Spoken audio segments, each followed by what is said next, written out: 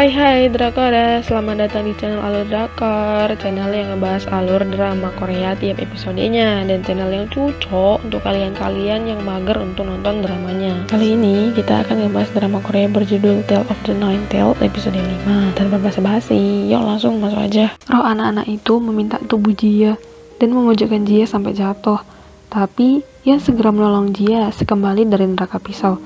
Yeon yang dalam kondisi parah, sangat lemah. Jia menangis Yeon, dan air mata Jia yang jatuh untuk Yeon menjadi butiran rubah yang melingkupinya.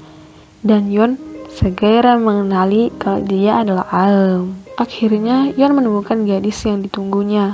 Lalu Yeon pingsan. Di rumah Yeon, Jia mengobati luka-luka Yeon. Jia tahu cara mengobati karena ibunya adalah seorang dokter. Yeon terus menatapi Jia, orang yang dirindukannya, dan menginginkan Jia terus berbicara. Jia curhat saat dia rindu orang tuanya setelah kecelakaan itu. Ada kunang-kunang yang datang. Jia menganggap itu adalah orang tuanya. Ternyata itu adalah ulah Yeon. Jia sangat telaten merawat Yeon dan menunggu Yeon sampai tertidur. Pagi harinya, Yeon menatapi Jia yang tertidur di sebelahnya. Saat tangan Jia gak sengaja menyentuh tangan Yeon, Yeon sangat senang. Tapi si Shinju malah datang ribut-ribut sampai ngebangunin Jia, membuat Yeon kesal. Jia kaget karena sang dokter ada di situ. Shinju sangat mengkhawatirkan Yeon. Shinju memperkenalkan dirinya sebagai pengikut setia Yeon sejak Yeon sebagai roh gunung. Jia menyadari kalau Shinju memahami bahasa hewan karena dia adalah rubah.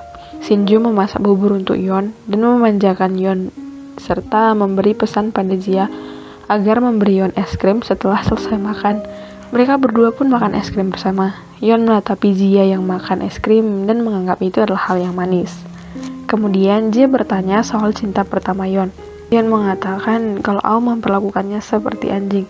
Yeon memamerkan kehebatannya pada Aum kecil dan meminta Yeon jadi pelayannya. Jia menganggap itu manis.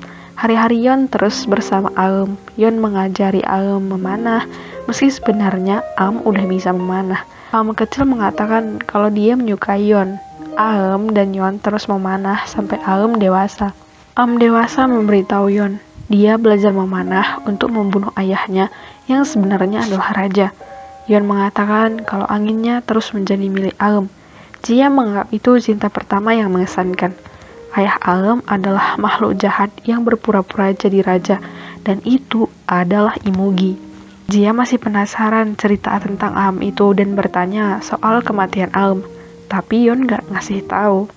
Sementara itu, bayi yang diberi rang pada si bapak udah jadi anak remaja dengan banyak sekali jimat di kamarnya.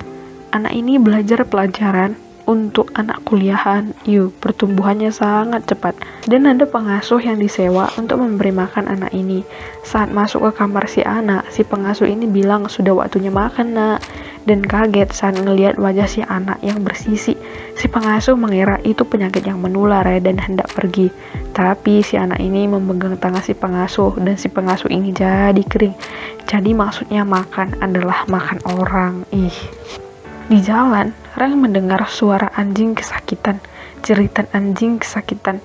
Ternyata anjing itu dijadikan bahan sasaran 3 orang anak yang melempar bola. Tapi Rang menahan anak itu. Serta Yuri menyerang 2 anak lainnya. 3 orang ini dihukum Rang dengan memotong kedua lengan mereka. Mereka pun minta ampun. Lalu Rang dan Yuri pergi. Entah apa yang terjadi dengan anak-anak itu. Dan anjing yang mereka tolong mengikuti mereka. Rang ingat anjingnya yang mati terbakar, dan Rang harus membunuhnya agar anjing itu gak kesakitan karena udah sangat sekarat. Anjing itu adalah anjing pemberian Yeon. Yuri ingin membawanya, tapi Rang gak mau. Yuri pun ngebawa anjing itu ke klinik Shinju. Shinju ngobatin anjing itu. Shinju minta kalungnya sama Yuri supaya dia ngerti apa yang dibilang anjing itu. Ya, mau gak mau Yuri pun ngasih lah kalung itu. Shinju bilang kalau tindakan Yuri tepat. Yuri pun senang dipuji. Di rumah duka kemarin, Yeon memanggil hantu 2 anak perempuan itu karena permintaan Jia. Anak itu pun datang. Jia bertanya nama mereka siapa dan meminta mereka menceritakan kejadian sebenarnya kenapa mereka mati di kejadian itu. Jia pun mendatangi ayah anak-anak itu dan mengatakan kalau cherry yang dibelikan ayah ini untuk anaknya, bukan karena anak itu nggak suka. Sementara itu, si Yon mengancam seseorang akan memasukkannya ke dalam api hidup-hidup jika tidak mengaku. Ternyata orang ini adalah paman dari hantu anak-anak itu. Orang ini melakukan pelecehan seksual pada ponakannya itu. Karena takut, paman ini pun mengaku, tapi ternyata ayah si anak udah ada di sana dan sangat marah mendengar hal itu, lalu menyesali apa yang sudah terjadi. Jia melanjutkan ceritanya, kalau cherry itu terlalu berharga. Anak-anak itu ingin menyimpan cherry itu sebagai hadiah karena dibelikan oleh ayah mereka. Anak-anak itu menatap ayahnya yang menangis. Kemudian anak-anak itu pun pergi. Saat berbalik, banyak lagi hantu anak-anak yang mau masalah mereka dibereskan agar bisa pergi, tapi malah diusir sama Yon karena mereka adalah hantu yang udah ratusan tahun. Jia terus menatap Yon karena tampak berbeda hari ini dan berterima kasih untuk semua hal. Tiba-tiba turun hujan. Jia bergabung dengan Yon satu payung dan sengaja meninggalkan payungnya. Mereka jalan sama-sama di bawah satu payung yang diguyur hujan. Terus mereka pun minum sambil cerita soal film kesukaan mereka. Mereka senang-senang dan ketawa bersama. Yon bilang kalau bisa, keinginannya adalah menjadi manusia. Sementara Jia ingin tinggal sama orang tuanya. Lalu mereka pulang. Waktu masuk rumah, Jia ngelihat ada 2 kunang-kunang.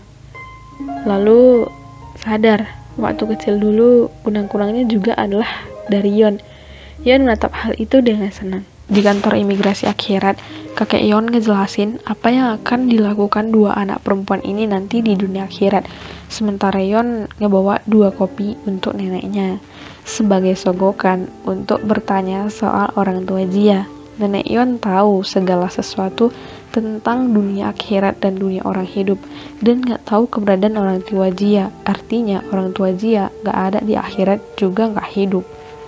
Sementara di kantor, tim Jia bertemu bapak yang ngerawat anak ular itu. Ternyata dia adalah presidir di perusahaan Jia bekerja. Bapak ini memuji tim Jia dan ngajak makan malam di waktu yang akan datang. Sementara Yon mendatangi kakek yang dulu menolong Jia. Ternyata si kakek adalah totem tua. Yon nanya soal orang tua Jia ke si kakek, tapi karena nggak ngejawab, si kakek malah digebukin. Akhirnya si kakek pun ngejawab dan bilang gubernur. Lalu Yon datangi Jia yang lagi makan siang dengan rekan-rekannya. Lalu asal main tarik aja, Jia dibawa pergi. Rekan-rekan Jia pun kaget, kenapa pria tampan itu bisa mengenal Jia. Gak cuma Yon, tapi Rang juga ngancam si kakek. Rang nanya soal alis harimau. Awalnya si kakek gak mau ngejawab, tapi karena diancam mau gak mau haruslah ngejawab. Yon ngajak Jia ke tempat wisata tradisional. Lalu Yon pamit untuk mengurus beberapa hal lainnya. Jia menatap ada baju tradisional di sana, lalu berjalan-jalan memakai baju itu. Yon nyari-nyari Jia yang udah jalan entah kemana. Yon pun menemukan Jia di antara kerumunan orang yang terus berjalan. Yon terus ngikutin Jia dari belakang sampai di jembatan di antara kain warna-warni. Yon natap Jia yang pakai baju tradisional dan mengingat kenangannya saat berpisah dengan Aum. Lalu Yon pun mencium Jia.